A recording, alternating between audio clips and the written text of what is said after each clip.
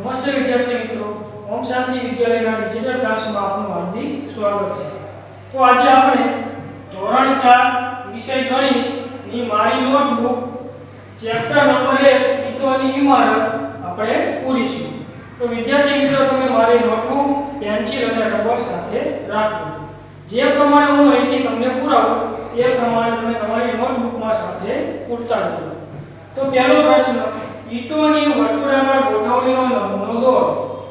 તો વિદ્યાર્થી મિત્રો, તમે ઈંટોથી જાણતા છો કે ઈંટનો આકાર કેવા પ્રકારનો હોય। તો આ ઈંટની એક વર્તુળાકાર ડિઝાઇન બનાવી અને વર્તુળાકાર એટલે ગોળ રાઉન્ડમાં એક આપણે ડિઝાઇન બનાવવાની છે। તો આ ડિઝાઇન કેવી રીતે બનાવી શકાય એ તમે અહીંયા જુઓ। તો વિદ્યાર્થી મિત્રો, પ્રશ્ન નંબર 1 કે ઈંટોની વર્તુળાકાર ડિઝાઇન બનાવી અને એક નમૂનો બનાવો। તો આવી રીતે તમે વર્તુળાકારમાં ઈંટોને ગોઠવી અને એક ડિઝાઇન બનાવી શકો છો। તો આ જ પ્રમાણેની ડિઝાઇન તમારે મારી નોટબુકના પહેલા પ્રશ્નમાં દોરવાની છે। ત્યારબાદ પ્રશ્ન નંબર 2, સમરૂપ રીતે ગોઠવાયેલી ઈંટોનો નમૂનો દોરો। તો એ તમને અંદર દોરેલો આપેલો છે। તો આ રીતે પ્રશ્ન 1 અને પ્રશ્ન 2 એ તમારે દોરી અને કમ્પ્લીટ કરવાનું છે। ત્યારબાદ પ્રશ્ન નંબર 3, ઈંટોની ગોઠવણીથી બે જુદી જુદી પેટર્ન દોરો કે જેમાં તમે દર્પણ ચિત્ર જોઈ શકો। આ માટેની લીટી પણ દોરો। તો તમને એક ઉદાહરણ તરીકે ઈંટોની એક પેટર્ન આપેલી છે અને વચ્ચે એક લીટી આપેલી છે, એટલે કે દર્પણ મૂકેલો છે। તો એની બંને બાજુ સરખી રીતે દેખાય એવી એક પેટર્ન તમારે દોરવાની છે। તો કેવા પ્રકારની પેટર્ન તમે દોરી શકો એ હું તમને અહીં બતાવીશ। તો પ્રશ્ન 3માં તમે આ પ્રકારની એક ડિઝાઇન દોરી અને દર્પણ ચિત્ર બનાવી શકો છો। તો આ ચિત્રમાં તમે જુઓ તો જે લીટી આપેલી છે, અહીંયા દર્પણ મૂકેલો છે, તો એ દર્પણની બંને બાજુ સરખી ડિઝાઇન દેખાય છે।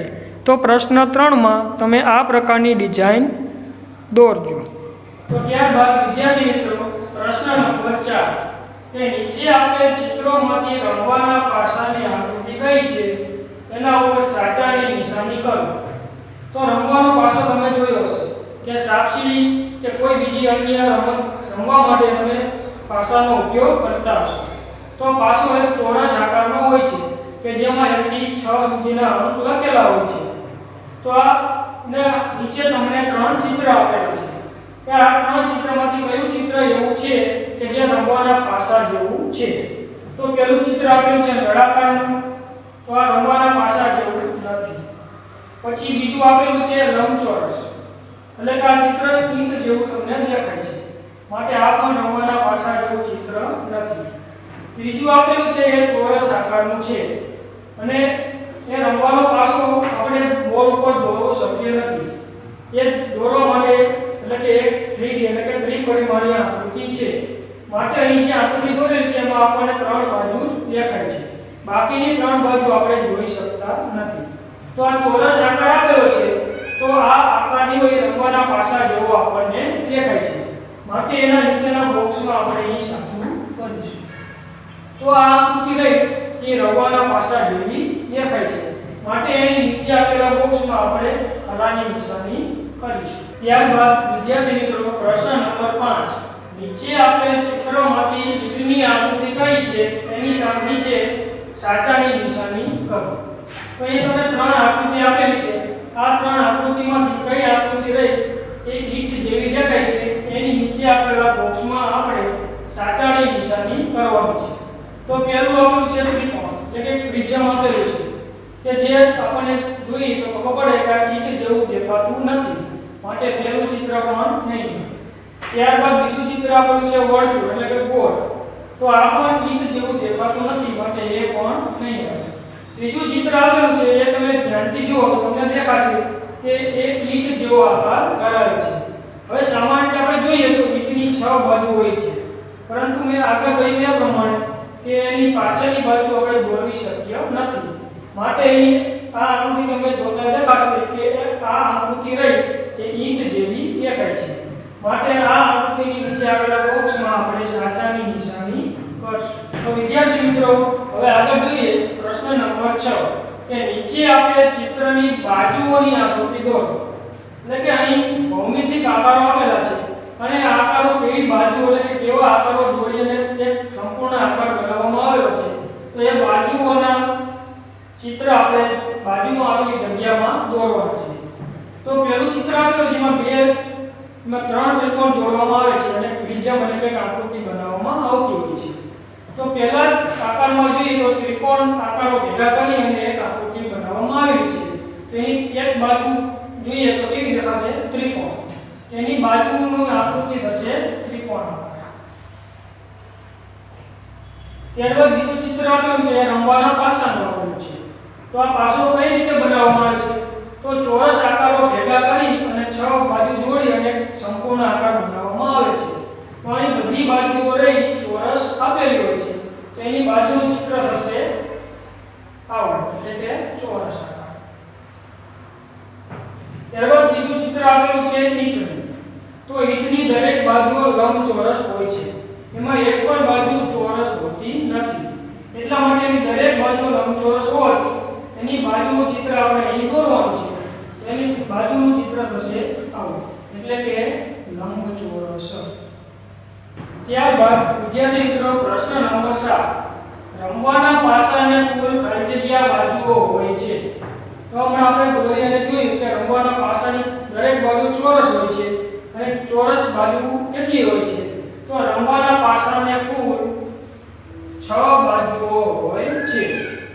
પ્રશ્ન નંબર 8. ઈંટને કુલ ખાલી જગ્યા બાજુઓ હોય છે. તો એ પણ આપણે આગળ જોયું કે ઈંટની દરેક બાજુ લંબચોરસ હોય છે અને આપણે દોરીને જોયું કે ઈંટની કેટલી બાજુઓ હોય છે. તો ઈંટની કુલ 6 બાજુઓ હોય છે. ત્યારબાદ પ્રશ્ન નંબર 9.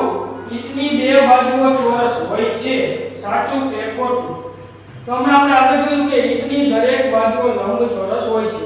એમાં એક પણ બાજુ ચોરસ હોતી નથી. એટલા માટે અહીં આપેલું છે ઈંટની બે બાજુઓ ચોરસ હોય છે. તો એમાં આવશે ખોટું.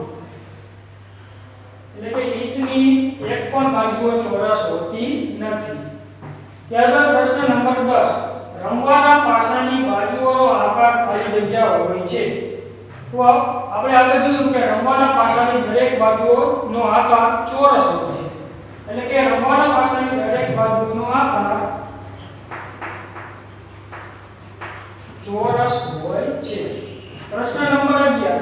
નળાકાર ભૂંગળાની બે છેડા પરની બાજુઓનો આકાર ખાલી જગ્યા હોય છે.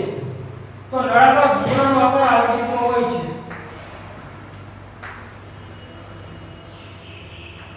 એટલે કે કોઈ પણ આપણે પાઇપ જોઈએ તો એ નળાકાર ભૂંગળું આપણે એને કહી શકીએ.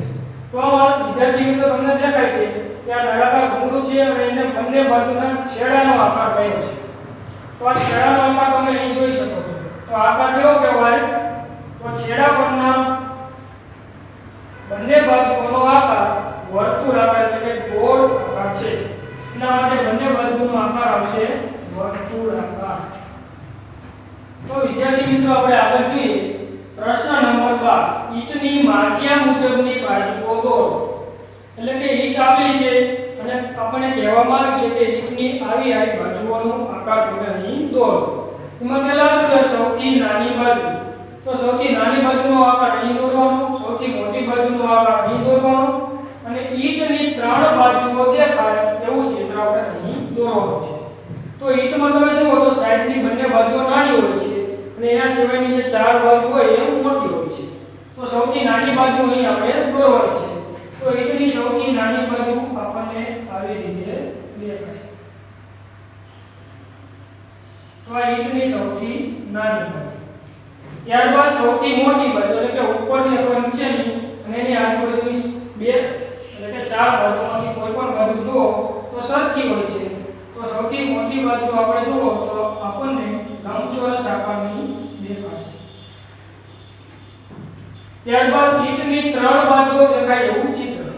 તો આગળ કહ્યું એ પ્રમાણે કે કોઈ આ ઈંટનું ચિત્ર લીધું એ 3 પરિમાણીય એટલે કે 3D માં હોવાથી એને આપણે બોર્ડ પર દોરી શકીએ નહીં. તો એની 3 બાજુઓ દેખાય એવું ચિત્ર આપણે અહીં દોરી શકાય. તો એ ચિત્ર આપણે અહીં દોરવાનું છે.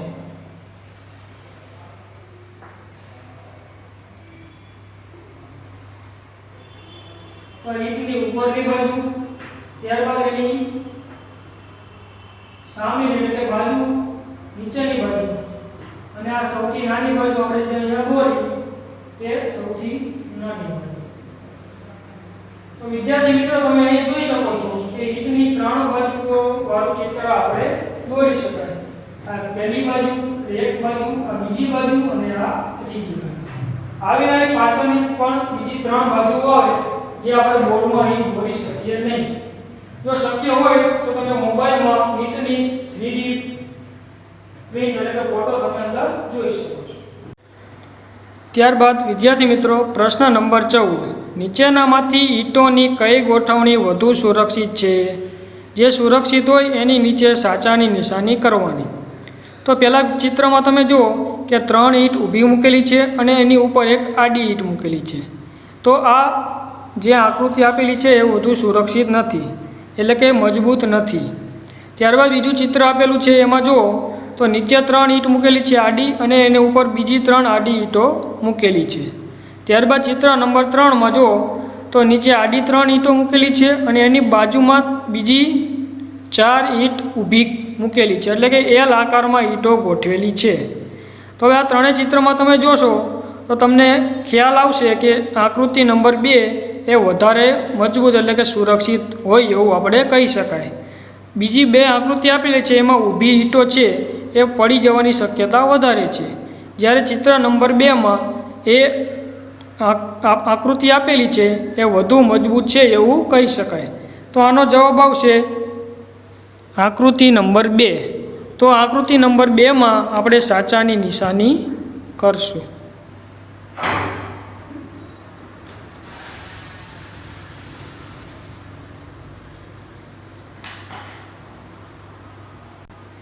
ત્યારબાદ પ્રશ્ન નંબર 15, સુરક્ષિત હોય તેવી ઈંટોની ગોઠવણીના 2 નમૂના દોરો. તો આપણે આગળ પ્રશ્ન નંબર 14માં જોયું કે આડી ઈંટોને ઉપરા ઉપરી મૂકવાથી વધારે મજબૂતાઈથી આપણે એ સ્ટ્રક્ચર બનાવી શકાય છે. તો એવી જ રીતે એ મજબૂતાઈથી સુરક્ષિત હોય એવી ઈંટોની ગોઠવણીના 2 નમૂના આપણે અહીં દોરવાના છે. તો હું જે પ્રમાણે બતાવું એ પ્રમાણેના 2 નમૂના તમારે આ મારી નોટબુકમાં પ્રશ્ન નંબર 15માં દોરવાના છે. તો જુઓ વિદ્યાર્થી મિત્રો, સુરક્ષિત હોય તેવી ઈંટોની ગોઠવણીના 2 નમૂના અહીં તમને આપેલા છે. તો આ પ્રમાણેની બંને આકૃતિઓ તમે આપેલી બોક્સ એટલે કે ખાલી જગ્યામાં તમે દોરી શકો છો. તો આ મુજબની 2 આકૃતિ એ પ્રશ્ન નંબર 15માં દોરવાની રહેશે. ત્યારબાદ વિદ્યાર્થી મિત્રો પ્રશ્ન નંબર 20, કમાન આકાર ક્યાં ક્યાં જોવા મળે છે? તો કમાન એટલે ધનુષ, તો એ ધનુષ આકાર કઈ કઈ જગ્યાએ જોવા મળે છે? તો કમાન આકાર શાળામાં, મંદિરમાં, મસ્જિદમાં, ફૂલની બનાવટમાં તો વગેરે ઇમારતોમાં કમાન આકાર જોવા મળે છે. ત્યારબાદ પ્રશ્ન નંબર 21, ઈંટને લંબાઈ, પહોળાઈ અને ઊંચાઈ ત્રણેય હોય છે, સાચું કે ખોટું? તો ઈંટ તમે જુઓ તેમાં લંબાઈ, સાઈડની પહોળાઈ અને ઊંચાઈ તો એ ત્રણેય હોય છે, એટલે કે ઈંટને લંબાઈ, પહોળાઈ અને ઊંચાઈ ત્રણેય હોય છે. તો એમાં આવશે સાચું, એટલે કે ઈંટને લંબાઈ, પહોળાઈ અને ઊંચાઈ ત્રણેય હોય છે. તો એમાં આવશે સાચું.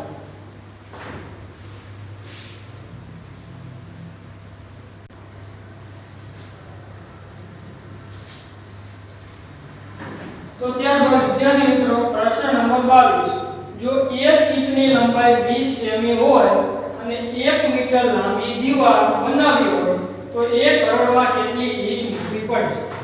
એટલે આપણે જે ઈંટ વાપરી છે એની લંબાઈ આપણે આપેલી છે 20 સેમી, એટલે કે 20 સેમી લંબાઈની એક ઈંટ છે અને આવી એક હરોળ એટલે કે દીવાલ બનાવવાની છે. તો પહેલી હરોળમાં આપણે 1 મીટર લાંબી દીવાલ બનાવવાની છે. તો 1 મીટરમાં આપણે 20 સેમીની કેટલી ઈંટો મૂકી તો એ દીવાલ કમ્પ્લીટ બને. તો 20 સેમીની 1 મીટર લાંબી દીવાલ બનાવવાની એટલે 20 સેમી ઈંટની લંબાઈ છે. આવી 20 સેમીની ઈંટ આપણે મૂકી દેવાની અને 1 મીટર લંબાઈની દીવાલ બનાવવાની છે. તો આપણે સૌપ્રથમ જાણીશું કે 1 મીટર બરાબર કેટલા સેન્ટીમીટર થાય? તો 1 મીટર બરાબર 100 સેમી, એટલે કે 100 સેન્ટીમીટર. તો 20 સેમી લંબાઈની ઈંટ આપણે મૂકતી જવાની અને 100 સેમી કવર થઈ જાય ત્યાં સુધી આપણે એ ઈંટો મૂકવાની. તો એ 20 સેમીની કેટલી ઈંટો મૂકીએ તો 100 સેમી દીવાલ બનાવી શકાય. તો આપણે જોઈએ કે એક ઈંટ મૂકવાથી આપણે 20 સેન્ટીમીટર જેટલી જગ્યા પૂરી કરી શકીએ. તો હવે 100 સેન્ટીમીટર આપણે દીવાલ બનાવવાની છે તો 20 સેમીની કેટલી ઈંટો આપણે મૂકવી પડે તેનો આપણે ભાગાકાર કરવો પડે એટલે કે 100 ભાગ્યા 20. તો 100 ભાગ્યા 20 તો 20 નો ઘડિયો બોલવાનો અને 100 ન આવે ત્યાં સુધી. તો 20 100 100 માંથી 100 બાદ કરો એટલે 0. તો 20 સેમીની આપણે 5 ઈંટો મૂકો તો 1 મીટર દીવાલ થઈ જાય. એટલે કે પહેલી હરોળમાં આપણે 1 મીટર દીવાલ બનાવવાની છે અને પહેલી હરોળમાં 20 સેમીની 5 ઈંટ મૂકો તો 100 સેમી એટલે કે 1 મીટર દીવાલ થઈ જાય.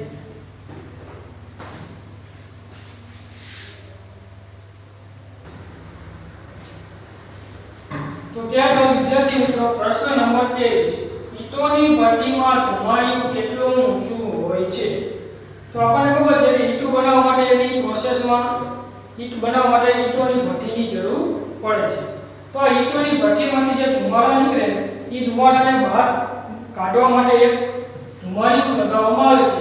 તો ધુમાડિયાની ઊંચાઈ કેટલી રાખવામાં આવે કે જેથી નીચે હવાનું પ્રદૂષણ ન થાય. તો આ ધુમાડિયાની ઊંચાઈ કેટલી હોય છે તેમાં ઓપ્શન 4 આપેલા છે. પહેલામાં એમાં આપેલું છે 1 મીટર, બી માં આપેલું આશરે 5 મીટર, સી માં આશરે 15 મીટર અને ડી માં આશરે 50 મીટર.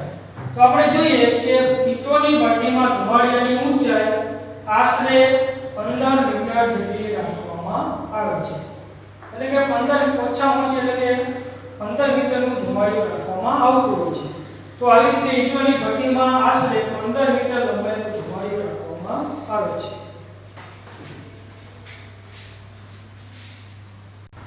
ત્યારબાદ વિદ્યાર્થી મિત્રો પ્રશ્ન નંબર 24 ઈંટ બનાવવાની ક્રિયા લખો. તો આ ઈંટ બનાવવાની ક્રિયા હું જે પ્રમાણે બોલું એ પ્રમાણે તમે સાથે સાથે લખતા જજો. તો સૌથી પહેલાં જમીન ખોદીને માટી કાઢવામાં આવે છે. કાઢેલી માટીનો ઝીણો ભૂકો કરી તેમાં પાણી ભેળવીને પગ વડે ગુંદી તેને બીબાના આકારમાં ઢાળવામાં આવે છે. તેને લાંબી હરોળમાં એકબીજા પર ગોઠવીને સૂકવીને પછી ભઠ્ઠીમાં તપાવીને મજબૂત કરવામાં આવે છે. તો આ રીતે ઈંટ તૈયાર કરવામાં આવે છે. તો ફરી એકવાર હું બોલીશ અને તમે સાથે સાથે લખતા જજો. સૌથી પહેલાં જમીન ખોદીને માટી કાઢવામાં આવે છે. કાઢેલી માટીનો ઝીણો ભૂકો કરી તેમાં પાણી ભેળવીને પગ વડે ગુંદી તેને બીબાના આકારમાં ઢાળવામાં આવે છે. તેને લાંબી હરોળમાં એકબીજા પર ગોઠવીને સૂકવીને પછી ભઠ્ઠીમાં તપાવીને મજબૂત કરવામાં આવે છે. તો આ રીતે ઈંટ તૈયાર થાય છે.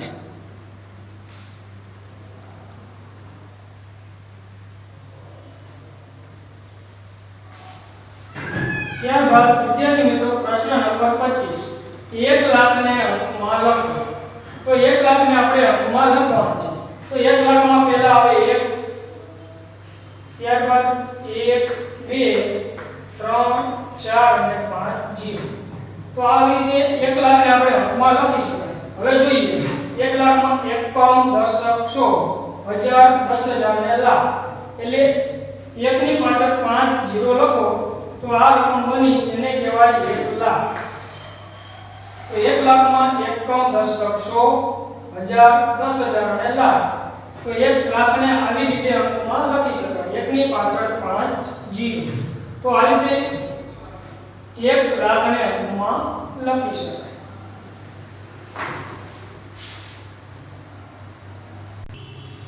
ત્યારબાદ વિદ્યાર્થી મિત્રો પ્રશ્ન નંબર 26 કે ફરીદાબાદમાં મગનને રૂપિયા 3,000માં 1,000 ઈંટો મળે છે તો મગન ત્યાંથી 4000 ઈંટો ખરીદે તો મગનને કુલ કેટલા રૂપિયા ચૂકવવા પડે? તો આનો ઉત્તર તમને ગણતરી સાથે આપેલો છે. તો એના આધારે એવો જ એક દાખલો એટલે કે પ્રશ્ન નંબર 27 આપણે ગણવાનો છે. તો એ હું તમને ગણાવીશ. ત્યારબાદ વિદ્યાર્થી મિત્રો પ્રશ્ન નંબર 27 કે ₹4000 માં 1000 ઈંટો વેચતી દુકાનમાંથી રામ 500 ઈંટો ખરીદે છે. તો રામે કુલ કેટલા રૂપિયા ચૂકવવા પડે? આમાં શું કહે છે કે 1000 ઈંટના 4000 રૂપિયા. હવે 1000 ઈંટ તમારે લેવી હોય તેના 4000 રૂપિયા તમારે ચૂકવવા પડે. પરંતુ રામ 1000 નહીં પરંતુ 500 ઈંટો ખરીદવા માંગે છે. તો એને કેટલા રૂપિયા આપવા પડે? તો એ જો તો 4000 માં 1000. હવે 1000 ઈંટ તમારે ખરીદવી તો 4000 રૂપિયા આપવા પડે. પરંતુ રામ એની અડધી એટલે કે 500 ઈંટો ખરીદે છે. તો એને કેટલા રૂપિયા આપવા પડે? તો ઈંટો અડધી થાય છે તો એના રૂપિયા પણ એના અડધા થાય. તો એની ગણતરી આપણે કરીશું. એટલે કે 1000 ઈંટ ખરીદવા માટે 1000 ઈંટોના 4000 રૂપિયા. તો રામ 500 ઈંટો ખરીદે છે. તો 500 ઈંટોના કેટલા? તો 4000 ગુણ્યા 500 છેદમાં 1000. 4000 ગુણ્યા 500 છેદમાં 1000. તો હવે જુઓ 1000 ના 3 0 અને 4000 ના 3 0 આપણે અહીં ઉડાડી છે. તો 500 ગુણ્યા 4 કરો એટલે એનો જવાબ આવી જાય. તો 5 ગુણ્યા 4 એટલે 5 24. 20 ની પાછળ 2 મીંડા એટલે 2000 રૂપિયા ચૂકવવા પડે. તો આપણે આગળ કહ્યું કે 1000 ના 4000 રૂપિયા. તો ઈ 500 એટલે કે 1000 ની અડધી થાય છે. તો એની રકમ પણ જે 1000 ની રકમ છે એના કરતા અડધી થાય. તો 1000 ઈંટના 4000 રૂપિયા છે. તો 500 ઈંટ આપણે જોયું કે 2000 રૂપિયા થાય.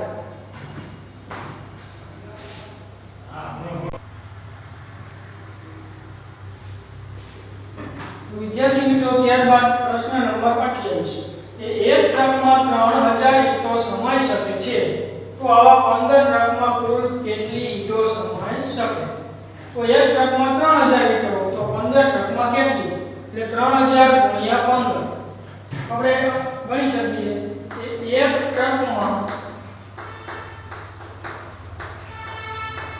3000 ઈંટો સમાઈ શકે. તો આવી 15 ટ્રકમાં કુલ કેટલી ઈંટો સમાય? તો 3000 ગુણ્યા 15. તો આપણે એનો ગુણાકાર કરીશું. 3000 ગુણ્યા 15. તો નીચે બે અંક આપેલા છે એટલે માટે પહેલા એક 0 મૂકશું. ત્યારબાદ 0 ગુણ્યા 1 એટલે 0. ત્યારબાદ 0 ગુણ્યા 1 એટલે 0. 0 ગુણ્યા 1 એટલે 0. અને 3 ગુણ્યા 1 એટલે 3 એકા 3. ત્યારબાદ 0 ગુણ્યા 5 એટલે 0. 0 ગુણ્યા 5 એટલે 0. 0 ગુણ્યા 5 એટલે 0. અને 3 ગુણ્યા 5 એટલે 5 તરી 15. ત્યારબાદ આ બંનેનો આપણે સરવાળો કરીશું. 0 + 0 એટલે 0. અહીં પણ 0, અહીંયા પણ 0. 0 + 5 એટલે 5. અને 3 + 1 એટલે 4. તો આનો જવાબ આવશે 45000. આપણે જોયું કે એક ટ્રકમાં 3000 ઈંટો સમાઈ શકે છે. તો અહીં 15 ટ્રકમાં કેટલી? એટલે 15 નો 3000 સાથે ગુણાકાર કરતા આપણને જવાબ મળશે 45000. ત્યારબાદ પ્રશ્ન નંબર 19 રાહુલ 500 ઈંટો ₹1000 માં ખરીદે છે. તો આવી 1500 ઈંટોની કુલ કિંમત શોધો. એટલે કે 500 ઈંટ ખરીદી તો 1000 રૂપિયા આપવી પડે. તો આવી 1500 ઈંટ ખરીદવી હોય તો કેટલા રૂપિયા આપવા? તો ઈંટો તમે જુઓ તો 500 ના 1000 રૂપિયા. તો ખરીદવાની છે 1500. તો 1500 એટલે 500 ના કેટલા થાય? તો 500 ના 3 ગણા એટલે 1500 થાય. તો રૂપિયામાં પણ એના 3 ગણા કરવા પડે. એટલે કે જે રૂપિયા આપેલા એના 3 ગણા એટલે એના 3 વડે આપણે ગુણાકાર કરવો પડે. હવે ઈંટોમાં તમે જુઓ તો 500 માંથી 1500 એટલે કે 3 ગણી ઈંટો થઈ. તો જો ઈંટો આપણે 3 ગણી લેવાની હોય તો એ જે 500 ઈંટના જે રૂપિયા થાય એના રૂપિયા પણ એના 3 ગણા થાય. એટલે કે 500 ઈંટના 1000 રૂપિયા. ત્યારબાદ વિદ્યાર્થી મિત્રો પ્રશ્ન નંબર 30. નીચે દર્શાવેલ પદાર્થોને તેમની બાજુઓ સાથે જોડો. તો અહીં ભૌમિતિક આકાર આપેલા છે અને અનેક બાજુઓથી જોડી અને આકાર બનાવવામાં આવ્યા છે. તો આ આકાર બનાવવામાં આવ્યા છે એ કઈ કઈ બાજુઓ જોડીને બનાવવામાં આવ્યા છે. તો સામેની બાજુ જે બાજુઓ આપેલી છે એ બાજુઓ સાથે આપણે એને જોડવાનું છે. તો પહેલા આકારમાં જુઓ તો અહીં નળાકાર અને ઉપર ગોળ, તો બે આકારો આપેલા છે. તો સામેની બાજુ જુઓ કે નળાકાર એટલે ગોળ અને ગોળ એ બંને આકાર ક્યાં આપેલા છે. તો એવો આકાર આપણે અહીં આપેલો છે. તો પહેલા આપણે એની સાથે જોડીશું. ત્યારબાદ પ્રિઝમ એટલે કે 3 ત્રિકોણ જોડીને આકૃતિ બનાવવામાં આવી છે. તો અહીં પરંતુ આપણને અહીં બે ત્રિકોણ જોવા મળે છે. તો ત્રિકોણની બાજુઓ જોડી અને આકૃતિ બનાવવામાં આવી છે. તો એ ત્રિકોણ આપેલો છે આપણને અહીં. તો એને આપણે ત્રિકોણ સાથે જોડશું. ત્યારબાદ આપેલો છે રમવાનો પાસો. તો આપણે જોયું કે આની દરેક બાજુઓ ચોરસ હોય છે. એટલે કે ચોરસ બાજુઓ જોડીને આકાર બનાવવામાં આવ્યો છે. તો સામેની બાજુ આપણે જોઈશું કે ચોરસ આકાર ક્યાં આપેલો છે. તો ચોરસ આકાર અહીં આપેલો છે. તો આપણે એની સાથે જોડીશું. ત્યારબાદ આપેલી છે ઈંટ. તો આપણે જોયું કે ઈંટની દરેક બાજુઓ લંબચોરસ હોય છે. એટલે કે લંબચોરસ બાજુઓ જોડીને ઈંટ બનાવવામાં આવી છે. તો સામેની બાજુ જુઓ કે લંબચોરસ ક્યાં આપેલું છે. તો લંબચોરસ અહીં આપેલું છે. તો એની સાથે આપણે અહીંયા જોડીશું. તો આવી રીતે આ જોડકું આપણે જોડી શકાય. આભાર.